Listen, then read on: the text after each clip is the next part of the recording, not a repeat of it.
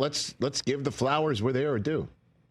And they are due in Columbus, Ohio. Congratulations to the Ohio State Buckeye fan base, football program, coaching staff, and players. They are national champions of the college football world, and not just national champions of the college football world, clear national champions of the college football world. Every single time they took the field in the college football playoff, it was obvious they were the better team. And not just when the game was being played. Not just then. The phrase that is said in college and professional football, coaching high school football, is you look at players on the hoof, meaning you could just see them come out of the tunnel and warm up.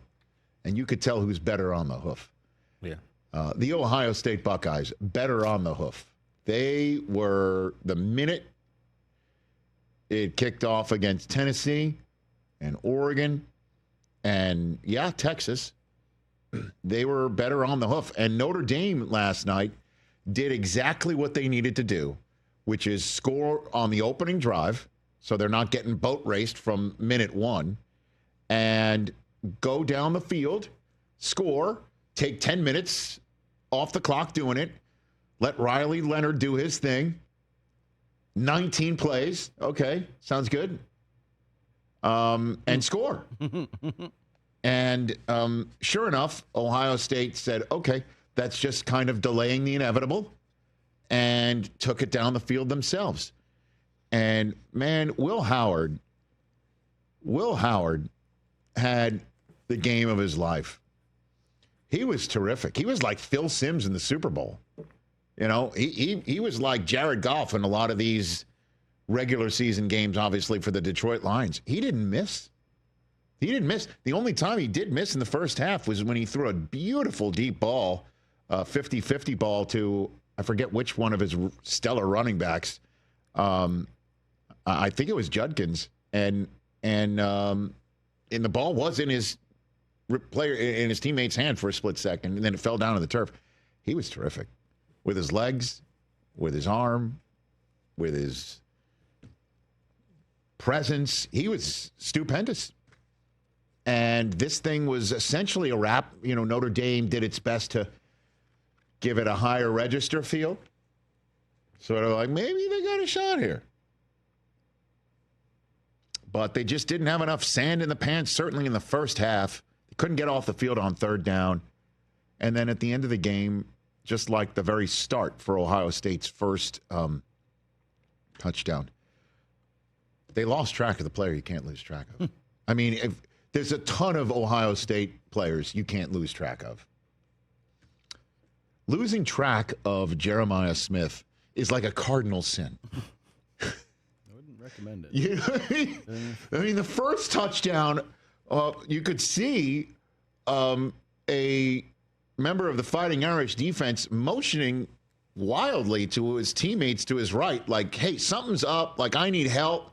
And then he ran away from Jeremiah Smith, like he's just going to continue on with whatever coverage was called that clearly pre-snap he knew wasn't going to be sufficient, and he left Jeremiah Smith untouched. By the way, a beautifully designed play by Chip Kelly and Ryan Day. I mean, that was really smart. And they didn't even have to have him do that, let me go back to the quarterback motion and then come back out. That was kind of like, that Devontae Smith touchdown, remember a few years ago for Alabama, where you put him out wide, you have him look like he's going to come in, and then he's wide open in the flat. And then the last touchdown, when Notre Dame did make it a one-score game with a few minutes to go, and all they needed to do was get Ohio State off the field one more time to give them one last shot to maybe go down the field for a two-point conversion and force overtime. And Jeremiah Smith's wide open. And the full-on blitz that Notre Dame threw at Will Howard was blown up right in their faces. And Ohio State is national champions. And, you know, it kind of wasn't in doubt last night. And congrats to them. Well, you knew it was over when it was a 16-point game and Notre Dame kicked a field goal inside the 10. I don't know what was up with that. Or attempted a field goal. On fourth and goal from the 9. Yeah, like, what are we doing? Are you trying to win or not? About that one. But after they scored a touchdown after that one, that extra 3 points would have created the issue. They didn't have to go for 2. But they missed. I know that. So I know. It didn't matter. I know. So, great season for Notre Dame, but obviously the best season for Ohio State, that they're national champions. And their head coach, Ryan Day, talked about the journey ever since he took over from Urban Meyer at the program, and everybody waiting to see if he could do what Urban did, which is win it all. From the start of this thing, we've been knocking on the door, and I think about the 19 team and the 20 team and the 21 team, the 22 team. You keep going through these seasons, and weren't that far off.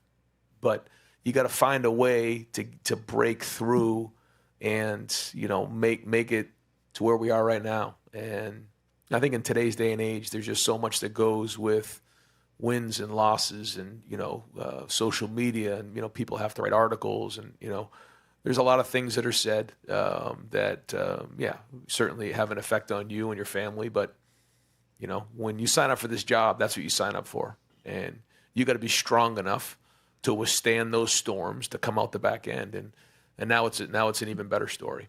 And nothing's guaranteed, but I always in the back of my mind, felt that, the people of Ohio and all of Buckeye Nation, after going through difficult times and seeing a team and a bunch of coaches go through difficult times to achieve their goal, it would mean it even more. And I hope they're all proud of what we've done. I hope they are all proud of what he's done. By the way, I didn't see the oxygen mask because he was taking such a high road there, he might have needed an oxygen tank to help him. No, easy. Siri, what do you mean? He took the high road there. He could have absolutely spiked the football on every single leopard, face-eating member of Buckeye Nation that wanted his ass fired a month and a half ago. That's spitting facts right there.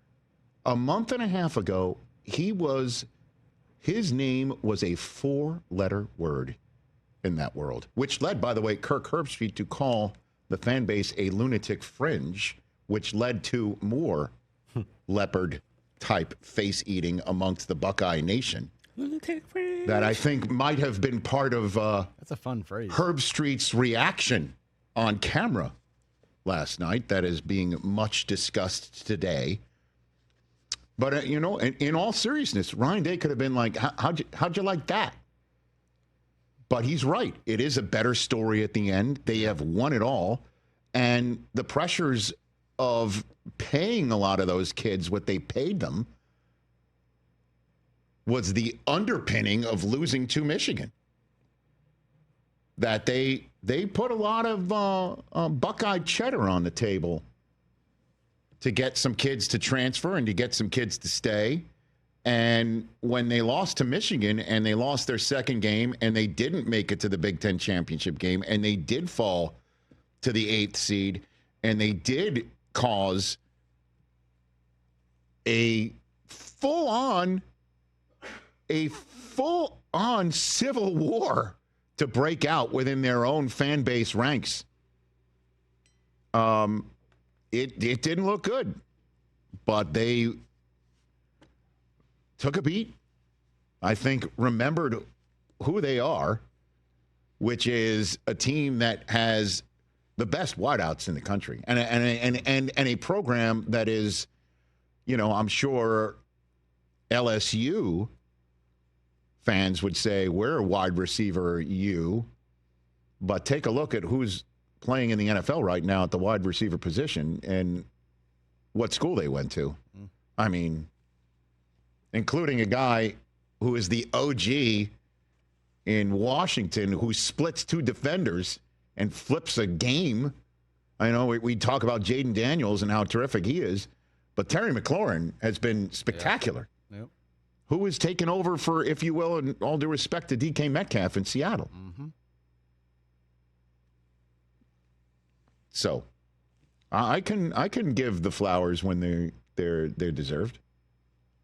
And I wasn't being facetious when Ryan Day could have easily spent a split second spiking the football, just a split second.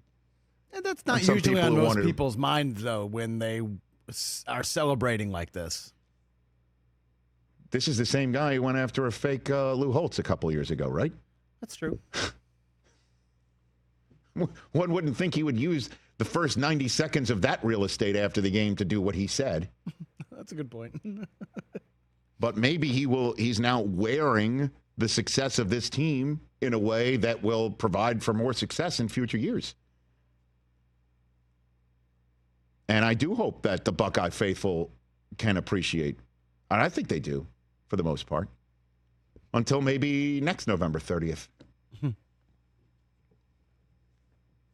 You know? But I think that game is now less than, unfortunately. Well, but I said that going into the game. Yeah. Is that the rivalry game between Michigan and Ohio State will, the next time it will be rising to the level of what it used to be is when Michigan and because you know it will happen at some point. Yeah, probably. Michigan and Ohio State play each other in college football playoff. Because that's the way it works now. And maybe we're just all learning it. Maybe we're all just learning it. It still does mean a lot on the day of the game. But, you know, it's kind of funny that 6 weeks ago, fire him. He shouldn't be around. Will Mike Vrabel come? You know, maybe Marcus Freeman will come back home. You know, maybe we can get, fill in the blank. They would have taken anybody after losing to Michigan.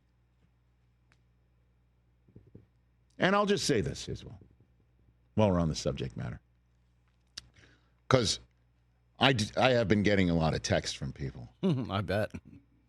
I think we can say that Michigan's national championship run last year, in the final year of the 14 playoff, which, by the way, Ohio State won the first of, right, when they went from the BCS to 14 playoff. With Cardell Jones. Right, who was there last night, I think. And now Ohio State's won the first 12-game version of it. That last year's Michigan run and this year's Ohio State run, mutually exclusive. They had their own, we had our own different issues getting through it, getting to it, getting to the championship podium. Both Michigan and Ohio State were self-inflicted. Michigan wound up winning, and we won the championship. I say we because now I'm putting the fan hat on. We won the championship without all the stuff that was self-inflicted that was going on, all the supposed cheating that was going on. We won it all. Ohio State had the self-inflicted face-eating period in between the loss to Michigan and the win over Tennessee, right? Except, you know, when the stuff was going down with Michigan, we didn't abandon our coach. Like many who Kirk Herbstreit was calling out did in fact do, and today I'm sure are throwing Buckeyes at his feet now. As well they should.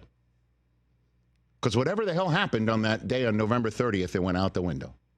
And that together, Michigan and Ohio State, while you say, Chris, that the rivalry game doesn't mean as much anymore, has shown over the last 2 years,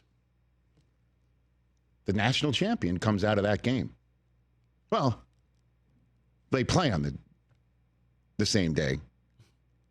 It's not exactly who wins that game is the national champion. That happened last year, not this year. But be that as it may, I'm just pointing out it's a Big Ten world we live in. Mm-hmm.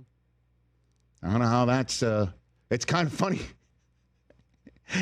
So many folks in SEC country would say hell would have to freeze over before that happened. And right now, SEC country's actually freezing over. Yeah, it's snowing in New Orleans. Happening. So it's kind of crazy that Michigan and Ohio State go back-to-back, and SEC country is freezing over as it happens. But congratulations to the Buckeyes, and I can safely say that and put my head on the pillow and say, I was rooting for Notre Dame. And I was crying at the end of the night, too. Well, congratulations. In a way. But I know so many Buckeye fans, and I know they're through the roof happy today. And we'll just say, next time, don't lose to anybody. Win the conference, go to the conference championship game, and then you can win it all. Try again. See how it goes next year. Now that Ryan Day's back. 6 weeks ago. 6 weeks ago, they were going to run him out on a rail. Fired. Now he's the greatest thing ever. It's okay. That's fandom.